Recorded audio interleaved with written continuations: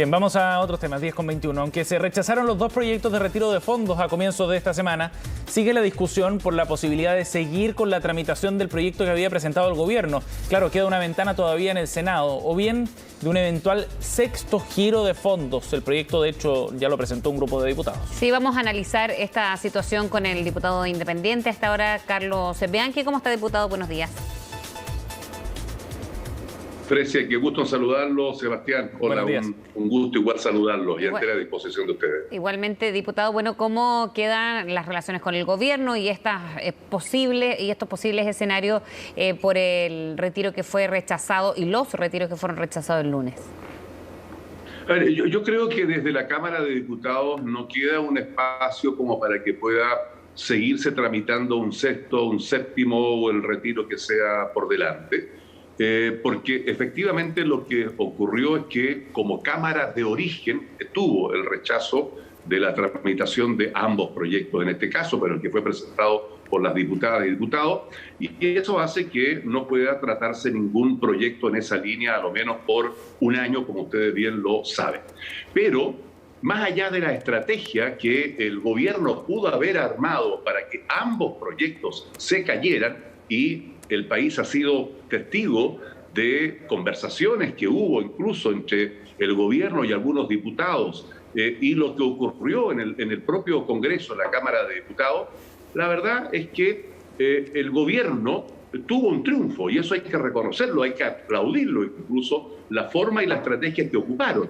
Y también tuvo un triunfo la derecha. El problema está que cuando alguien gana, otro pierde. Y los que han perdido aquí han sido las personas que tenían necesidades reales, concretas, para poder obtener ese dinero de manera directa y a libre disposición. Eso no va a ser posible. Ahora, lo que ocurre en este escenario es que si el gobierno de verdad pretende y quiere colocar la discusión de nuevo de este famoso quinto retiro, existen dos proyectos en el Senado.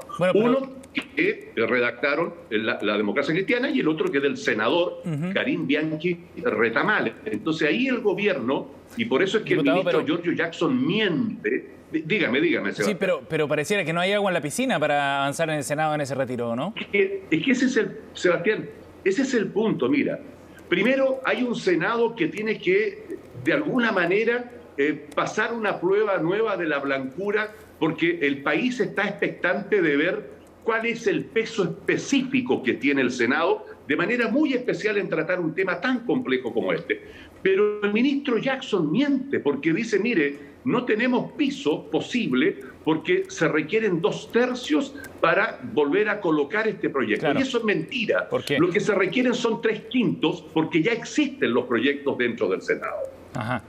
Ahora, más allá del tema de los quórums que se requieran, diputado, acá hay un tema de fondo y que tiene que ver con que el gobierno ha planteado que no es posible seguir avanzando en la línea de que los trabajadores respondan con sus recursos ante los problemas económicos y las contingencias. Yo estoy totalmente de acuerdo en eso, Sebastián y Fresia, absolutamente de acuerdo. La pregunta que tenemos que hacernos es, bien, ok, tenemos claro que nadie desea y quiere que los trabajadores y las trabajadoras con sus propios recursos enfrenten una crisis. Entonces, en paralelo, el gobierno dice, mire, empecemos a hablar en serio y vamos a llevar todo un paquete de propuestas, reforma tributaria, salario mínimo, etcétera. Eso tiene un tratamiento que va a durar un buen tiempo por delante. La pregunta es, ¿cómo el gobierno pretende que las familias en Chile enfrenten la situación próxima, el encarecimiento del costo de vida? Mira, lo mismo que hizo CIPER, nosotros hemos detectado aumentos de casi un 90% en alimentos en menos de un año. Esto algo está diciendo. Entonces, lo que tenemos que ver es qué medida, qué propuestas primero entrega el gobierno. Y si el gobierno no tiene la capacidad de adelantarse, de entregar propuestas concretas para paliar la situación de encarecimiento del costo de vida, que es mundial, bueno, tenemos que de alguna forma buscar una solución. Bueno, perfecto. Pero dicho eso, entonces, estamos de acuerdo en que se necesitan herramientas. ¿Por qué insistir con otro retiro, entonces? Porque no han llegado nunca esas propuestas, Sebastián. No es que uno quiera insistir o enamorarse de la propuesta del quinto retiro. No, puede que sea hasta un mal amor en algún momento dada esta situación. ¿Y qué pasa? Pero tampoco es aceptable que el ministro diga... fondo y que van a tener que cargar con esta alza de la vida, pero que no tiene tampoco a qué echarle mano, diputado?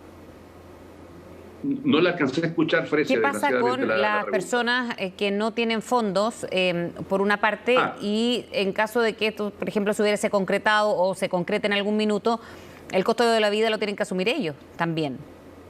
Mira, pero ¿sabes qué, Fresia? Esto mismo le pregunté al ministro Marcel, porque cuando el ministro trae la propuesta del quinto retiro hecho por el gobierno, ahí tampoco podían tener ninguna posibilidad las personas que no tenían fondos. Efectivamente, hay una cantidad muy significativa de personas que no tienen fondos. Y hay algo peor, Fresia y Sebastián.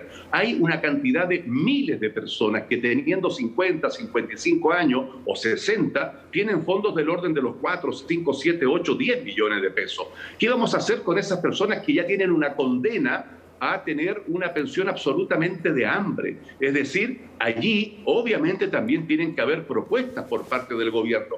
Y yo espero que eso lo resuelva la propuesta de una nueva forma de tener pensiones en Chile. Pero eso está solo en la buena intención y no ha llegado nada concreto. Y yo quiero en esto ser súper práctico. Es decir, hoy día ya se esperan lluvias. Y ustedes, todos los medios nacionales, hablan de la lluvia que está en Santiago, pero hay una lluvia de miseria, de pobreza, de cesantía en todo el resto de Chile. ¿Y qué le dijo el ministro cuando hablaron de qué pasaba con aquellas personas que no le quedaban fondos? ¿Y qué responde usted cuando no hay posibilidad inmediata, por lo menos, para ello? Bueno, aquí no tenemos que inventar el té en bolsita ni nada nuevo. Lo que tiene que haber con aquellas personas, y voy a poner otro ejemplo, personas pensionadas con 180.000 pesos que no tienen cómo llegar a fin de mes. Esas personas necesitan de una focalización, de una ayuda focalizada. Por eso que también propusimos ahora un mecanismo de control de los precios, por ejemplo, en el valor del pan. Llega a lugares incluso en 2.800 pesos. Las familias gastan cerca de 70.000 pesos mensual solo en el insumo de pan. Entonces, está ocurriendo en otros países que se han podido adelantar a esta situación de crisis. Pongo un ejemplo.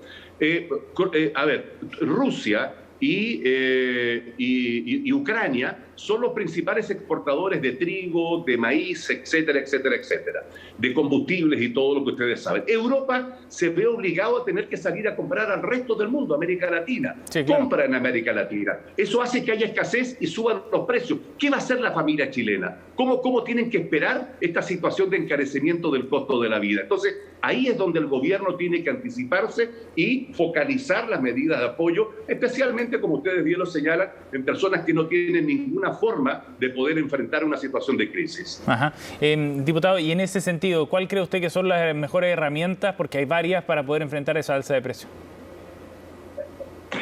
A ver, una de las formas, o tres formas distintas. Hemos propuesto que el gobierno, por ejemplo, anticipándose a esta situación, tenga en materia de impuestos una baja de impuestos, por ejemplo, a los molineros, un impuesto o un apoyo focalizado en las familias de clase media y de menores recursos. La baja del IVA es tremendamente significativa. O sea, hay muchas medidas que nosotros no podemos tenerlas, pero esas herramientas, sobre todo impositivas, sí las tiene el gobierno. Otros países, no voy a poner ejemplos de países del mundo y de América Latina, lo que han hecho es precisamente anticiparse a toda esta situación. Están teniendo una producción, incentivan su propia producción para que no haya escasez y esa escasez no traiga aumento de los valores. Chile lo que tiene que hacer precisamente es eso, tener su propia producción, dejar de exportar, que los productos queden en nuestro país, que no haya un alza de medida de los precios y en paralelo ver temas tributarios. Bien, diputado Bianchi, gracias por conversar con nosotros esta mañana sobre este tema, muy amable. Gracias, diputado, buenos días. A ustedes también, gracias, muy buenos días, adiós.